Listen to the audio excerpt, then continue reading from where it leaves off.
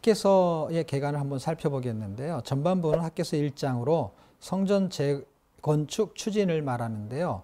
중단된 성전을 건축하기 위한 내용을 다루고 있습니다. 자, 후반부는 학개서 2장으로요. 성전 재건축의 복인데요. 참 성전으로 건축되는 이야기가 주요 내용입니다. 자, 학개서의 구속사적인 맥이 있습니다. 그것은 학개서가 물론 성전을 건축하는 거 맞습니다. 그런데 건물 성전을 건축하는 이야기가 아니고 참 성전, 구원의 의미를 설명하는 것이 주요 내용입니다. 자, 그 내용은 중단된 성전 건축에 대한 감동과 성전 재건을 통해 받게 되는 예수님의 복에 대한 내용을 다루게 되는데요. 학개서는 학개선지자가 4편의 설교를 통해서 설명한 내용을 좀 간단하게 살펴보게 되면 첫 번째 설교는요. 학개서 1장으로 성전 재건의 사명을 말하는데 하나님의 의가 세워지는 복을 설명하고 있고요. 두 번째는 성전 재건의 영광으로 초라한 인생이 예수로 채워져서 영광스러운 질그릇이 된다는 내용을 다룹니다. 세 번째는 성전 재건의 은혜로 부정한 상태에서도 거룩해질 수 있다라는 내용입니다. 마지막으로 성전 재건축의 복은 종말의 때에 안전하게 보장을 받는다라는 내용을 다루고 있습니다. 자, 이제 스가랴서의 내용을 한번 살펴보면요. 구조적으로 전반부는 스가랴 1장에서 8장까지 성전 건축에 대한 이야기로 예수 그리스도의 긍휼로 건축된다라는 내용이 주요 내용입니다. 자, 후반부는 스가랴 9장에서 14장까지 거룩한 성전인데요. 예수 그리스도의 일대기를 다루는 놀라운 내용이 담겨져 있습니다. 자, 스가랴서는 구속사적인 맥이 있는데요. 참 성전이 건축되는 방법을 제시합니다. 학개서는 참 성전, 구원받는 것을 설명했다면 이것은 방법을 설명하고 있습니다. 자, 전반부는요, 성전 건축이 진행되는 과정, 1장에서 8장이라고 했죠. 자, 이 이야기는요, 참 성전을 건축한 그리스도의 복음이죠. 이 내용이 어떻게 전개되는지 한번 살펴보면요. 이스라엘의 회복을 다루고 있고요. 두 번째는 열국의 심판을 다루고 있고요. 세 번째는 성전의 크기를 가늠할 수 없는 구원의 실체를 설명하고 있고요. 그리고 구속사로 죄를 해결받는 죄사함에 대한 내용이 계속 전개되고 있습니다. 어떻게 구원받습니까? 성령을 통해서 구원받는다는 내용이 전개되고 있고요.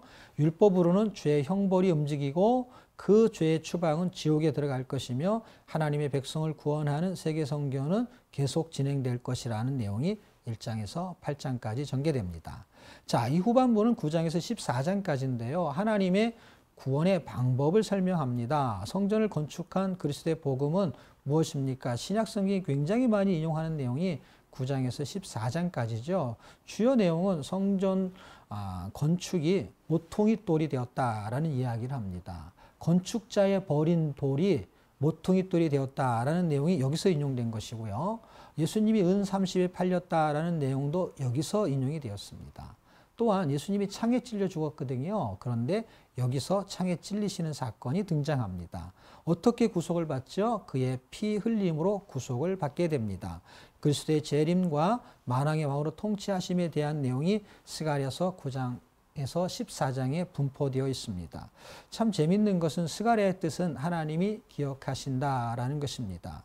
저와 여러분이 하나님이 사랑하시는 자로 기억되었으면 좋겠고 용서와 사랑의 사람으로 기억되어지면 좋겠습니다. 이제 구약성경의 마지막 책을 한번 살펴보겠는데요. 전반부는 말라기 1장에서 2장까지 성전 건축의 목적인데요.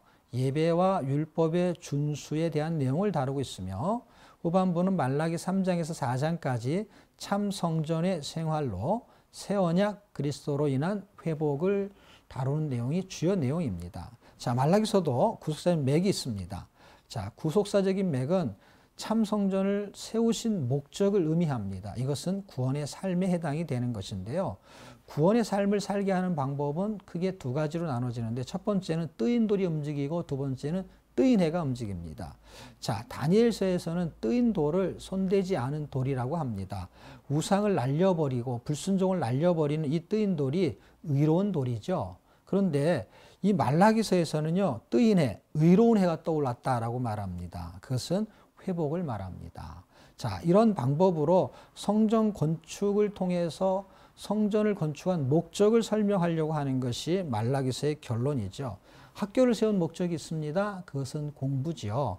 성전을 세운 목적이 있습니다. 그것은 예배지요. 다시 말하면 성전을 학개스가랴가 건축한 목적을 말라기가 정확하게 설명하고 있다는 것입니다. 왜요?